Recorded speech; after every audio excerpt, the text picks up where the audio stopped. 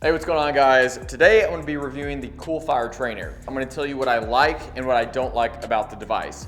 Now, full disclosure, Coolfire sent this device to me to review for free, but just like all my reviews, I'm going to give you my honest feedback. And make sure you watch to the end of the video because there's going to be one critique that I'm going to cover that I haven't seen any other person who's reviewed this device talk about. And in my opinion, it's a pretty big critique. But before we get into the likes and dislikes, I'm going to first explain what it actually is. So the Coolfire trainer replaces your barrel, and it's basically just a pressure vessel that contains CO2, and then it also replaces your buffer spring. Now you can use your stock buffer spring, but you're supposed to use the one that comes with the kit because it's a little bit lighter than traditional recoil. And then what the device does is whenever you pull the trigger, like this, it cycles the action because the striker hits a little button right there, which then activates the blowback that you see, and it simulates that recoil. And the first thing I like about it is that it's really easy to install. If you know how to take apart your gun, then you know how to install this. So once you take your barrel and buffer spring out and then replace it with the Coolfire kit, then you're ready to go. The next thing I like is that it's your actual trigger pull. So you get your actual trigger take up and then your actual break and then a full reset. And it's not some other device that simulates your trigger pull. This is your actual trigger pull and your trigger reset. The next thing I like about it, and this is a theme in some of my videos I'm starting to notice, but the fact that it comes with a laser. So you screw this on there, and then whenever you shoot, I don't know if you can see this on camera, whenever you shoot, it fires a laser at the target. And the great thing about this is it works with Mantis Laser Academy. So you can set up the Mantis targets, use the Coolfire trainer with the laser, and then you can actually train with Mantis Laser Academy with your trigger pull, and it's just really fun training. The next benefit, and this is one of my mandatory criteria when it comes to dry fire training devices, is the fact that it renders your gun inert. There is nothing I can do with this gun right now that would make it shoot because I've replaced the barrel and it's not really a gun anymore. Now, by the ATF standards it is because it's got a serial number, but it's not an actual functioning firearm. So that's really cool because there's just so many accidents with people that think they're dry firing, but they end up loading a live round. Ah! Andy! Ah! God! It's so loud! And with this, even if I were to take a magazine with live rounds in it and insert it, it's not gonna do anything because there's no chamber. So there's no chamber for the actual rounds to load into. Okay, so now that we've talked about the things that I like, now we're gonna talk about the things I don't like. And the first is that you get limited number of shots per charge. So I haven't actually counted it, and it actually depends on how warm or cold it is. But I find myself having to recharge quite a bit because after this pressure vessel, after the barrel loses that pressure, the recoil isn't as substantial as it was before. So you have to charge it, and the only way to charge it is through these. This is actually a tank that you can use for, what is it called? It's basically where you make your soda drinks, soda stream, comment below. I don't remember what it's called, but I don't have one. But this is the same tank that charges those. And so you take, well, you can't do it with the laser on there. Take the laser off, put this on there, push it on there, and then you don't really hear it charging. Release it, and now it's charged. And after it's charged, it's got much more recoil and much more blowback than it does as that charge goes down. So that's the downside because you have to charge it pretty frequently. Now, you don't have to charge it as much as you'd have to reload in live fire. So I don't know whether or not that's a fair comparison because obviously if you're shooting in real life, you have to reload. But nonetheless, it is a critique, and it would be nice if you could get more shots per charge. It also depends on the barrel. So this is a Glock 48 MOS.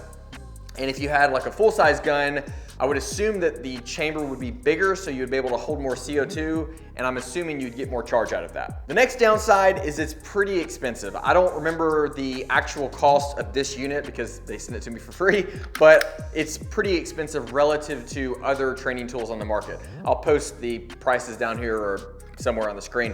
And that's relative. It depends on what you can afford to whether or not it's expensive or not, because some people are gonna see this and be like, oh, that's cheap, and other people will be like, oh, that's insane. So it depends on your finances to whether or not that's a pro or a con, but I think relative to other tools on the market, it's relatively expensive. Okay, so now let's talk about my biggest critique of this device. And it's one that I have not seen any other YouTuber cover or any other person who's reviewed this device cover, be it affiliates or people that are just doing reviews. But that is the fact that it's not actually representing the type of recoil that you experience in live fire. And I don't mean that it's not as intense as the type of recoil you experience in live fire. I mean that the recoil is actually inversed.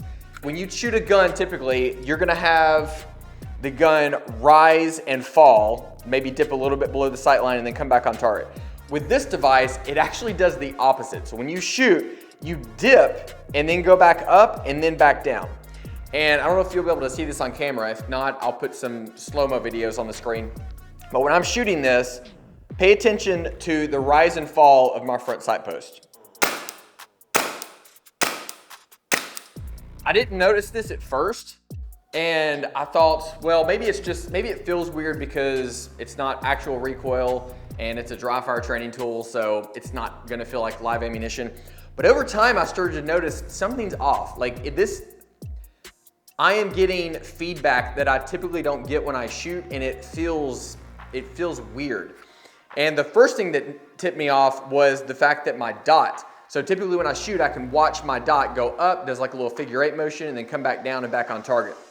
But with this one, that figure 8 was backwards, and the dot was dipping down, going back up, and then back on target. The next thing I noticed was with the grip control, which if you don't have this device, this grip control, you gotta get it. This thing, side note, this is awesome. It is a folding gas pedal for concealed carry guns. So you basically get the same control that you get on a competition gun with a concealed carry gun. But when I was holding the gun with this installed and shooting, typically in live fire, there's a lot of pressure that I feel on my support thumb whenever that recoil goes off. But with this device installed, when I shoot, I can actually feel the grip control going away from my thumb and then coming back up. I call it inverse recoil, and I'm gonna coin that term because I haven't seen anyone else talk about this. But in my opinion, that's a pretty big problem when it comes to dry fire training tools. Now, once again, dry fire training is going to never be the same as live fire, because if it was live fire, you would just do live fire. But the problem with this is that when you're shooting, there's a certain amount of feedback that you get. There's a certain feeling you get under recoil. And this thing is supposed to be simulating a recoil to some extent. And there's a certain order of events and stimulus that you get whenever you shoot. And if you rearrange the order of those, now you're affecting the feedback loop that you have when you're trying to manage that recoil and when you're trying to drive your gun back down on target. Because with this one, instead of when you shoot, you know that the gun's gonna go up. Now when you shoot, you know the gun's gonna dip. And so you might, over time, develop training scars, and actually, as the gun goes off, now you're trying to drive the gun up instead of drive the gun back down. And if you think that I'm talking about anticipating the shot, I'm not talking about anticipating the shot. I have another video where I explain the difference between novice shooters who anticipate the shot and experienced shooters who are managing recoil, and you can check that out here. But nonetheless, over time, there's the potential to develop those training scars with using a device like this.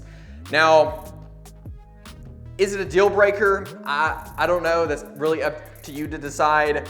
Me personally, I don't like it. I don't like that it does that, and I think it would, over time, create training scars for me.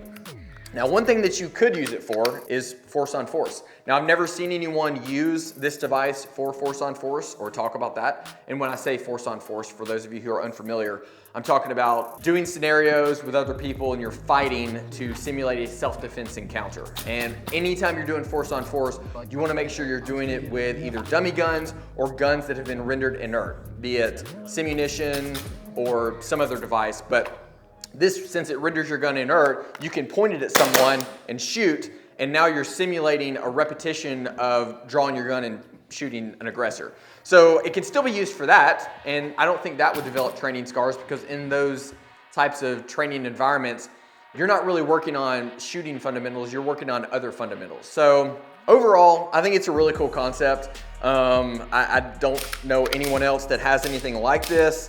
And yeah, it's fun. I mean, I'm not gonna lie, it's really fun to shoot because it's almost like shooting blanks. I mean, you just, you know, shoot around your house or play around with it. But in terms of a dry fire device that is supposed to help you build those mechanics and fundamentals that are gonna apply to live fire, yeah, I'm hesitant to say that it fulfills that, because once again, those training scars are real, and that feedback that you get, I'm just afraid that it's gonna cause you to anticipate the gun to dip instead of the gun to rise. But overall, it's a really cool device, and if you are interested in checking one out, I have a link in the description. Also, speaking of training, if you wanna take your training to the next level, then check out our training program, where I teach you the skill of target-focused aiming. And if you like this video, then you'll probably really like this one as well. Thank you guys so much for watching, and as always, train to a higher standard.